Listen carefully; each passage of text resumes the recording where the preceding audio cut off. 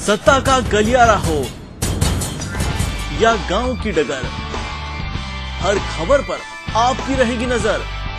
क्या घटा, क्या बढ़ा, कौन लुटा, कौन पिटा, सप्ताह की सारी हलचल जयपुर में जो हुआ पल पल हम पहुंचाएंगे आप तक जयपुर दिस वीक में।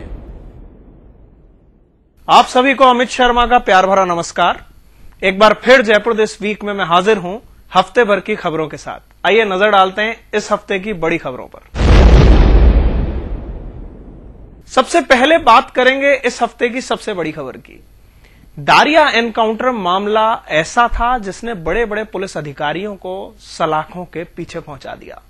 एक पूर्व मंत्री के ऊपर भी उंगलियां उठ रही थी। जी हां, राजेंद्र राठौड़, इस हफ्ते उनकी गिरफ्तारी हुई। गिरफ्तारी के बाद सियासत ने भी रंग बदला। राजपूत समाज ने धरना प्रदर्शन किया, जगह जगह बंद कराए और पार्टी भी ऐसे मूड में नजर आ रही थी कि वो सरकार के खिलाफ है। देखते हैं पूरी रिपोर्ट। ये हैं राजेंद्र राठौड़।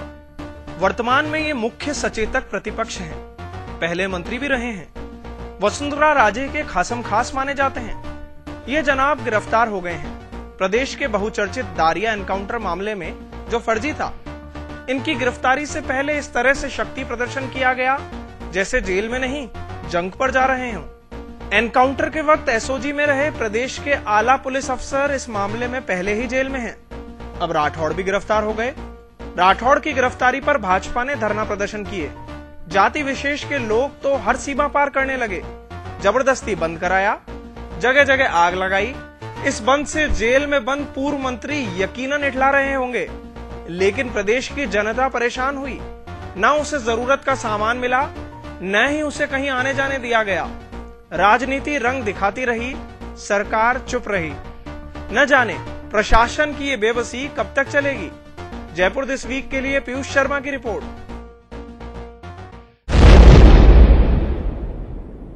राठौड़ की गिरफ्तारी के बाद राजनीति ने तरह तरह के रंग दिखाए।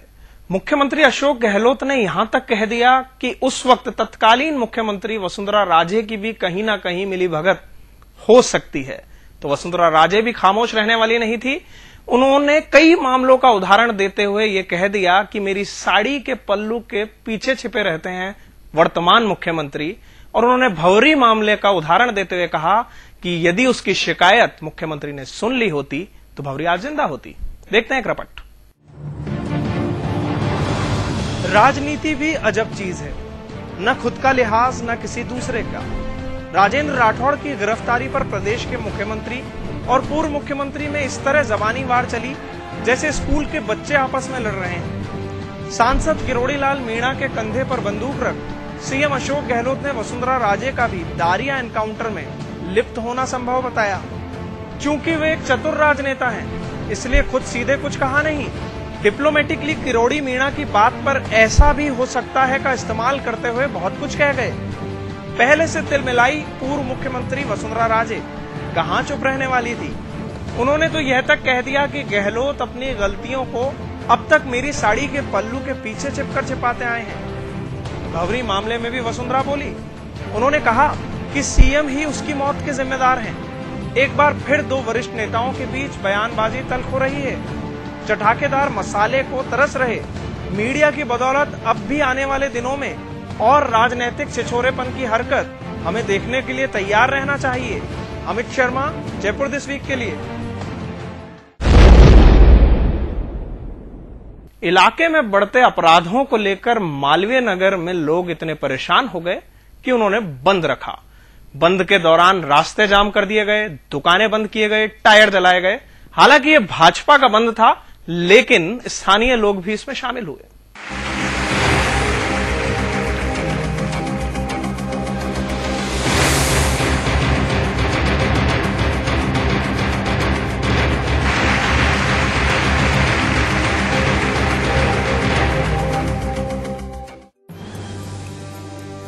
यह है मालवीय नगर के सेक्टर 9 में रहने वाले अशोक अग्रवाल। अखबार की एजेंसी चलाने वाले अशोक मंगलवार तड़के जब काम पर जा रहे थे तो कॉलोनी में पेट्रोल चोरी कर रहे युवकों का विरोध करना उन्हें इतना भारी पड़ा कि उन्होंने अशोक पर हमला बोल दिया। वो तो गनीमत रही कि इनके चिल्लाने की आवाज सुनकर लोग बाहर निकल आए और बदमाश भाग छूटे। ये इलाके में बढ़ते अपराधों का ही परिणाम है कि भाजपा के मालवीय नगर बंद और हाईवे जाम को जनता का भी समर्थन मिला। लोगों की माने तो बदमाशों के खौफ के चलते उनका घरों से निकलना मुश्किल हो गया है। पुलिस पर हफ्ता वसूली का आरोप लगाते हुए सेक्टर 1 से 15 तक के बाजारों को व्यापार मंडलों ने बंद रखा।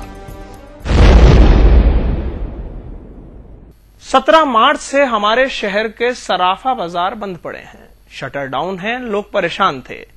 कारण था वित्त मंत्री प्रणब मुखर्जी ने 16 मार्च को जो बजट भाषण दिया उसमें सोने के आयात शुल्क पर बढ़ोतरी कर दी, एक्साइज ड्यूटी बढ़ा दी।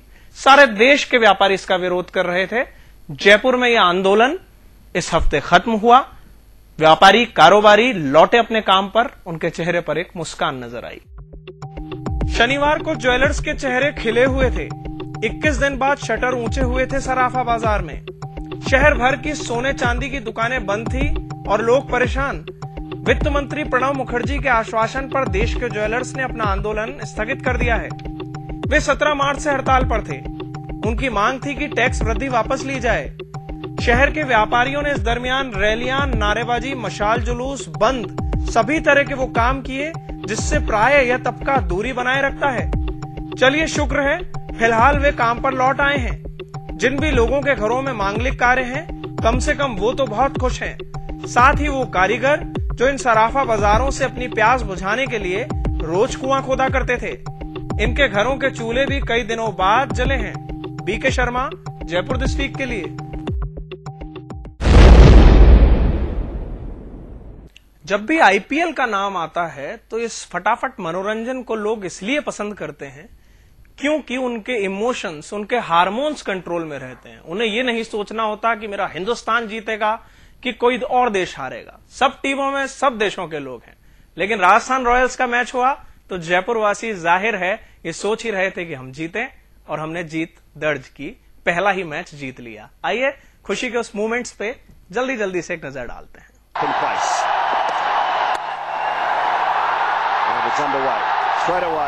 एसएमएस स्टेडियम में राजस्थान ने अपनी रॉयल्स से शुरुआत की। पहले मैच में रॉयल्स ने पंजाब के शेरों को 31 रनों से चित कर दिया। राजस्थान रॉयल्स की शुरुआत धमाकेदार रही। राहुल द्रविड़ और रहाणे ने पहले विकेट के लिए 77 रन दिए और टीम को तूफानी शुरुआत दी, लेकिन द्रविड़ अपनी पारी को आगे बढ़ा नहीं सके और 28 रन बनाकर आउट हो गए।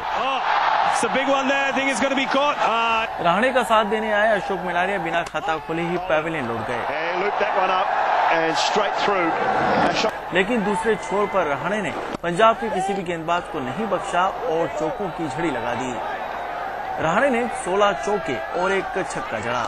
ब्रैड हॉज और रहाणे ने करीब 12 की औसत से 75 रनों की महत्वपूर्ण साझेदारी की। हालांकि रहाणे दुर्भाग्यपूर्ण रहे।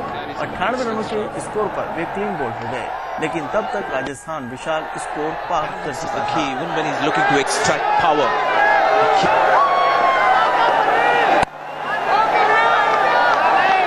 to 46, score 82-1.